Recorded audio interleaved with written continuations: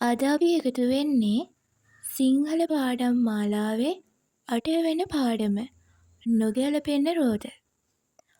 හරි වීඩියෝ එකට යන්න කලින් අපි මුලින්ම channel එක subscribe කරලා like එකක් දාලා ඉමුකෝ.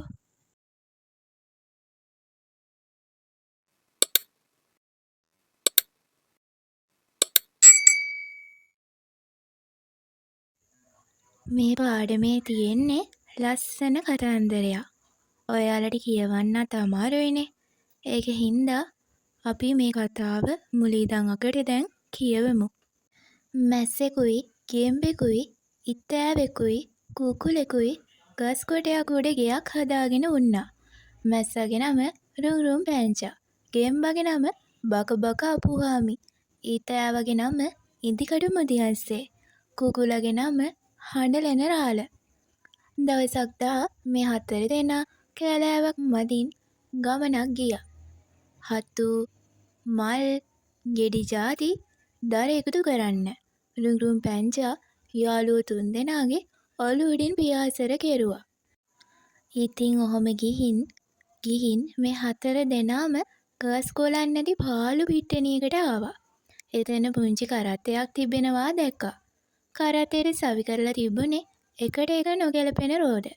පළමුවෙනි රෝදේ බොහොම කුඩා එකක්, දෙවෙනි රෝදේ තරමක් ලොකුයි, තුන්වෙනි රෝදේ ඊට ලොකුයි, හතරවෙනි රෝදේ මහ විශාලයි.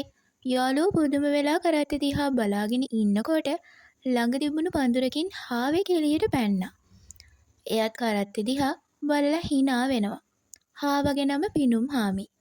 මේ කරත්තේ ඔයාගේද කියලා යාළුවෝ 4 දෙනා පිනුම් හාමිගෙන් ඇහුවා. නෑ ඒක වලස්සාමිගේ කරත්තේ.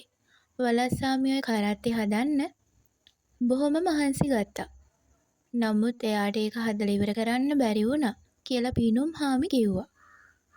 මේ කරත්තෙන් වැඩක් ගන්න පුළුවන්. ඒ හින්දා අපි මේක ගෙදර ගෙනියමු කියලා ඉදිකඩු මුරියන්සේ කිව්වා. හොඳයි කියලා ඒ අදහසට අනිත් යාළුවෝ 3 දෙනාම කැමති වුණා. ඒ 4 දෙනාම එකතු වෙලා කරත්තේ තල්ලු කරන්න පටන් ගත්තා. රෝද එකට එක ගැලපෙන්නේ නැති හින්දා කරත්තේ පොඩක්වත් හෙල්ලුනේ නැහැ. තල්ලු කළාට මොකද පාර පුරා ගස් මුල් වල හැපිලා කරත්තේ ඒ අත මේ අත පෙරළුණා මිසක් ඉදිරියට ගියේ නැහැ. අහකට වෙලා බලාගෙන හිටිය පිනුම් හාමි හති වැටෙන තුරු hina වුණා. කරත්තේ තල්ලු කරපු යාළුවෝ 4 දෙනාට හොඳටම මහන්සි. අපි එක එක්කෙනා එක එක රෝදේ ගෙදර ගෙනියමු කියලා ඉදිකඩු මුදියන්සේ කිව්වා. 4 දෙනාම ඒකට කැමති වෙලා එක එක රෝදේ ගත්තා. රුංරුම් පැංචා ඊටාම කුඩා රෝදේ පෙරලන්න පටන් ගත්තා. ඉදිකඩු මුදියන්සේ ඊළඟ රෝදේ පෙරලන්න පටන් ගත්තා. බක බක අපුහාමි තරමක් ලොකු රෝදේ පෙරලන්න පටන් ගත්තා. හඬලන රාළ විශාල රෝදය පෙරලාගෙන ගෙදර ගියා. මේගොල්ලෝ හරි පුදුම මිනිස්සු. එකට එක ගැලපෙන්නේ නැති රෝද ගෙදර ගෙනියනවා කියලා පිනුම් හාමි කිව්වා. ඊට පස්සේ පිනුම් හාමි පඳුරු අස්සට පැනලා යන්න ගියා. රුංරුම් පැංචයි ඉදිකඩු මුදියන්සේ බක බක අප්පුහාමි හඬලන රාළයි රෝද 4 ගෙදර ගෙනාවා. රෝද වලින් වැඩක් ගන්නෙ කොහොමදයි කියලා 4 දෙනාම කල්පනා කරන්න පටන් ගත්තා. මම දන්නවා වැඩක් ගන්න හැටි කියලා රුංරුම් පැංචා කිව්වා. එයා ඊටාම කුඩා රෝදයෙන් නූල් කඩින යන්ත්‍රයක් හදාගත්තා. ඉදිකඩු මුදියන්සේ එයාගෙන රෝදෙට ලීපටි 2ක් සවි කරගෙන තනි රෝදේ අත් කරත්තයක් හදාගත්තා. මටත් පුළුවනි මගේ රෝදයෙන් වැඩක් ගන්න කියලා බක බක අප්පුහාමි කිව්වා. රෝදේ ළිඳට උඩින් සවි කරලා බක බක අප්පුහාමි ලෙහෙසියෙන් වතුර අදින්න පටන් ගත්තා.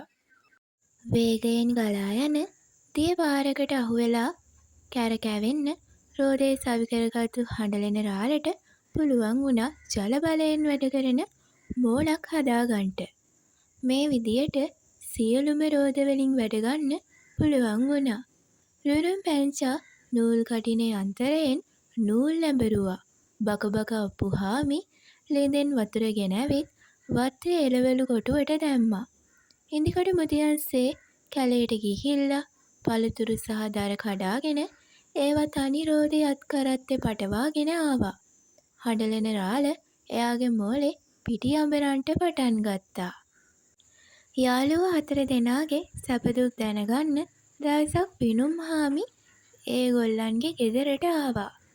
යාළුවෝ 4 දෙනා පිනුම් හාමි දැකලා බොහොම සන්තෝෂ වුණා. රුරුම් පැංචා පිනුම් හාමිට අත්මේස් කුටමක් ගොතලා දුන්නා. වකුබක අප්පුහාමි ලොකු කැරට් අලයක් දුන්නා. ඉඳිකඩු මුදියන්සේ ඇපල් ගෙඩියක් දුන්නා. හඬලන රාළ රස කැවිලි පාන් ගෙඩියකුයි දුන්නා. එදා රෝද ගෙනියනකොට hina වෙච්ච නිසා පිනුම් හාමිට ලැජ්ජා හිතුණා. මට සමා වෙන්න. රෝද එකට එක ගැලපෙන ඒවා නොවුනත් ඒවා පාවිච්චි කරන හැටි දන්න අය ඉන්නවා නම් වැඩ ගන්න පුළුවන් විත්තිය දැන් මට පේනවා කියලා පිනුම් හාමි කිව්වා.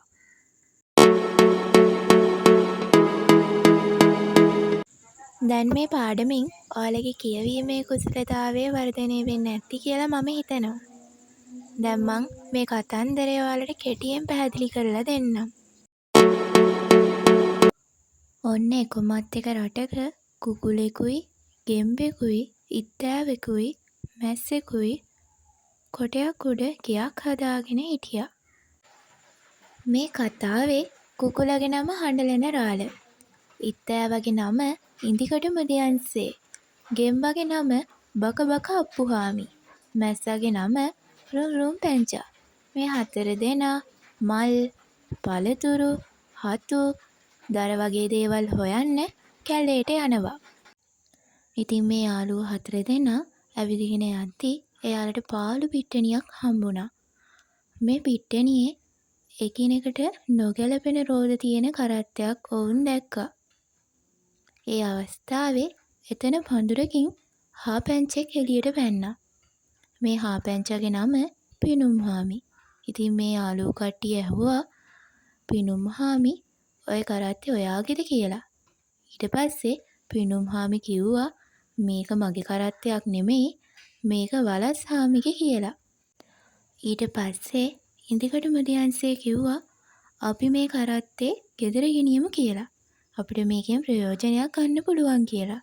ඉතින් යාළුවොත් මේකට කැමති වුණා.